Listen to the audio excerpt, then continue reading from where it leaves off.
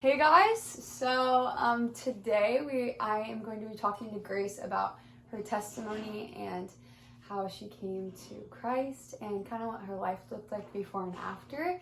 And she is one of my dearest friends, and I've learned so much from her about just how to live faithfully. And I'm super excited to have her on, and hopefully you guys can either relate to her or learn from her. And so we have a few questions here for her, but first of all, tell us a little bit about yourself.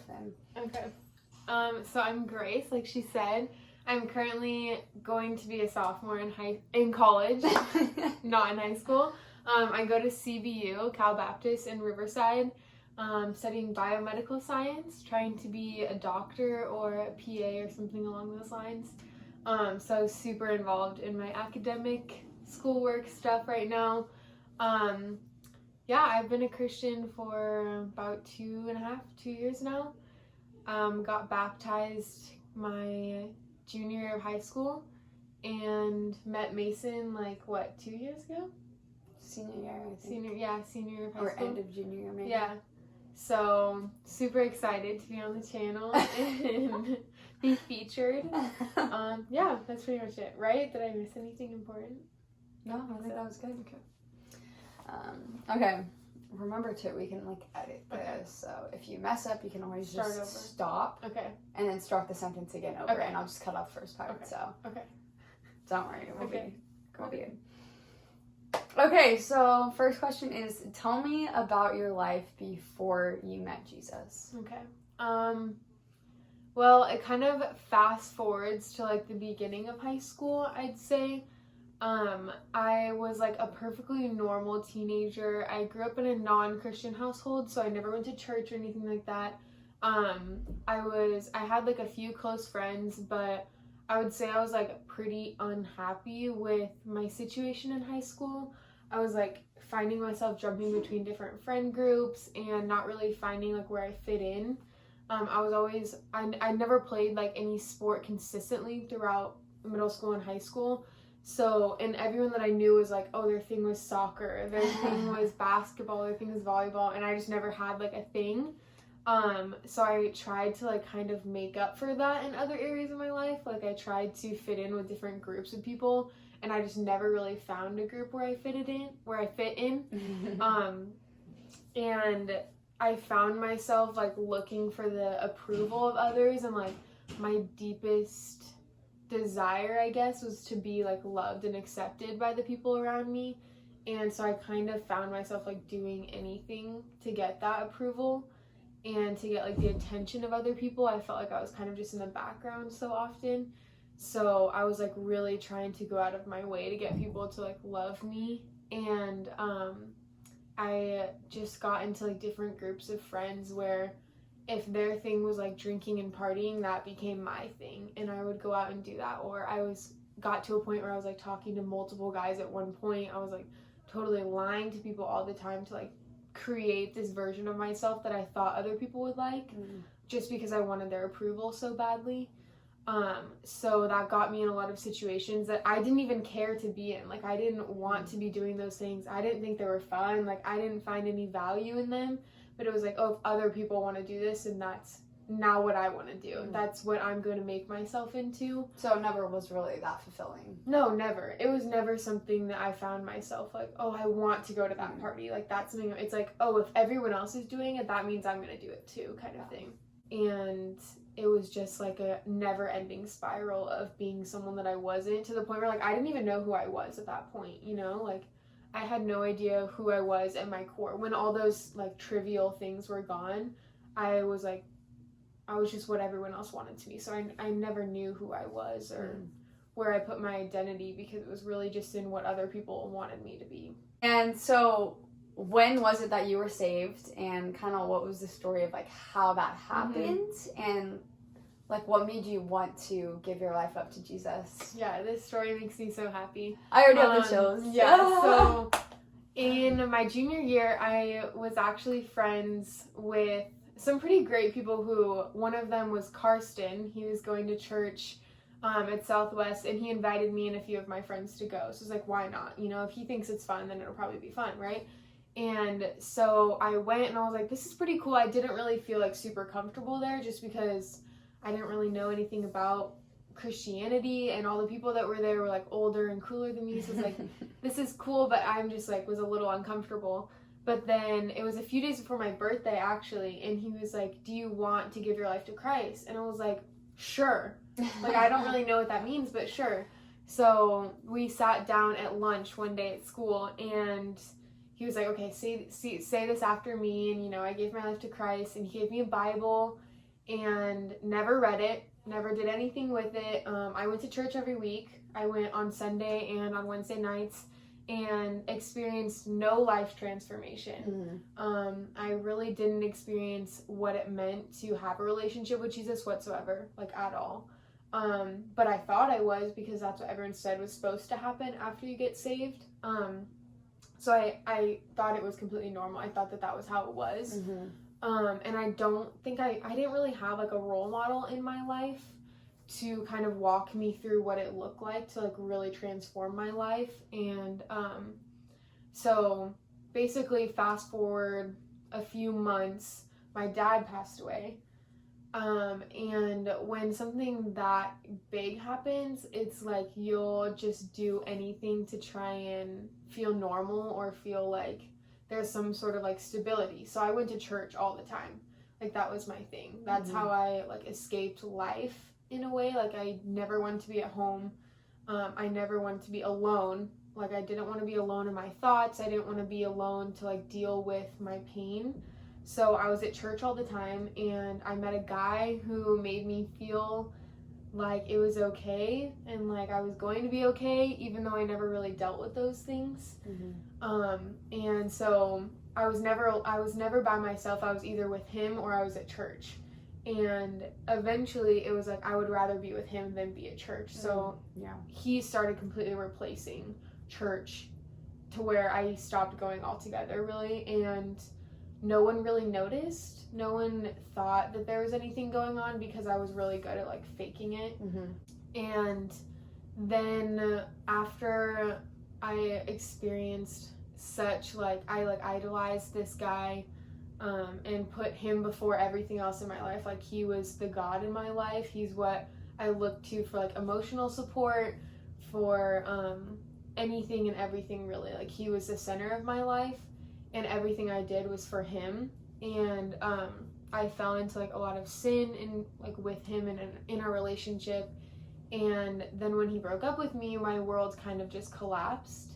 And I realized that since he was the center of my world, when he removed himself from my life, I no longer had a reason to live. And I was very suicidal, really depressed, found it really difficult to even wake up in the morning. And then one day I was kind of just like so alone and in such like a dark place, and God revealed to me that he is the light in that darkness. And I kind of realized like what it was like to be without Jesus, and that I never wanted to be like that. And like that darkness that I was experiencing was because I was putting my light, or like letting someone else be the light in my life. And I was in a small group with a few of us, and we kind of reunited after a few months after summer camp. And that was when we kind of got a little closer during that time. And I was explaining, we were kind of giving advice to like the younger girls, all the girls that had just graduated. And I was giving advice to them, saying like, there's power in prayer. Like, prayer is such a powerful thing, when I didn't even pray at the time. Like, I had prayed like a few times, like at summer camp, stuff like that. And I experienced really big things happening in my life when I prayed, but it never really clicked to me that prayer was the answer, because no one really told me that. Like, I guess I hear it in church, but when you hear things in church when you're like 15, 16 years old, like, it kind of goes in one ear and out the other. And I think I needed to really just be like knocked upside the head, and God kind of did that through my breakup, and really was like, if you don't want to experience this darkness anymore, like, turn towards the light. And that night I just was like praying for hours and was like, I don't want to be in the darkness anymore. Like, I don't want to experience what it's like without you anymore. and I want to experience what life is like with you. Yeah. And I would say that's really the time in my life when I got saved. Like, not the time when I like recited things that never even meant anything to me at the time. It was like when I truly wanted and needed to like completely do a 180 in my life and start heading towards Jesus instead of heading towards like searching for others for approval and like putting other people above God and above my family and above like my own self-worth. I had like no self-worth, and I cared more about what others thought about me than what I thought about myself. So that was kind of like a turning point for me, and my mindset was just so changed. I actually wanted to pursue what a relationship with Jesus looked like, because I experienced what following religion's rules was like, and it didn't work for me. It was like following rules, it didn't do anything for me. But following Jesus really like transformed my life. He really sent me a wake-up call, and even though it was like one of the hardest years of my life, like going through a breakup, dealing with like overwhelming grief from losing my dad, it's like I really needed that to be able to shake me and be like, this is what your life could look like if you just turn around, like do things a little bit differently, and it just could be so different for you. And I totally experienced that, and it was like, that's what I want, you know? Wow, that's such a great testimony for just God using something bad for good. And even though that was the worst year of your life, it probably you would never change it, ever. So thankful. Okay, so I have one more question for her, and that is, what is the biggest thing that you've learned through the development or the journey of your faith, like that you could possibly like share with maybe someone that's younger or going through something that you might have gone through? Okay. I would probably say kind of what I've been touching on before, but that religion in itself, like Christianity, isn't just about following a set of expectations or looking like you're a Christian or acting like you're a Christian, which is totally what I thought it was before. And that's what my goal was to look like a Christian, not to have like my heart transformed into a follower of Christ, someone who lives for Christ, which I would say is closer to my life now, is someone who's living for Christ. And obviously not perfect, not everything is like easy and just perfect in my life, but I'm more focused on following Christ now than I ever was. And so I guess just learning more about Jesus has been like a transformational thing in my life. Whereas I'm not trying so hard to follow all the rules and to be perfect and to look perfect. I'm more trying to learn more about Jesus. And it's like, that's kind of a deep concept, but it really is kind of simple too. That the more you know Jesus, the more you start to act like Jesus. And that's more important than trying to follow the rules. So now I'm like, even if I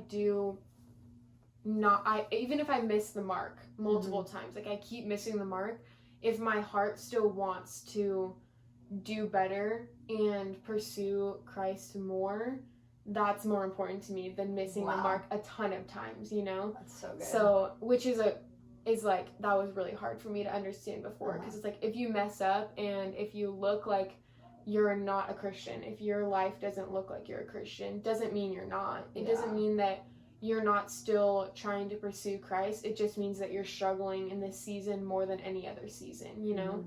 And so I've just really seen that play out in my life, that even if I'm still missing the mark, it doesn't mean that I'm any less than anyone else. It just means that my journey is still playing out. You know? That's so good. Yeah. I think that's so good because, too, like, if we're trying to be so perfect, like, that's literally impossible. And trying to reach those expectations are going to be so tiring. Because we are sinful people and we're going to fall short every single day.